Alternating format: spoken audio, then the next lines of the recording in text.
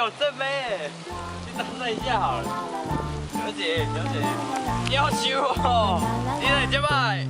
我想歹啊，阮个人朋友把我放散啦，我去夜车买化妆品，还有水无？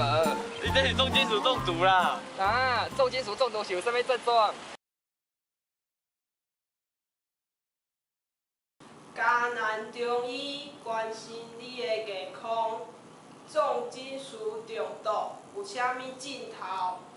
拍带、胃糟糟、会喘、起笑、婚姻无幸福。啊是要食偌济？你若想要知影，请敲指机电话0800474752。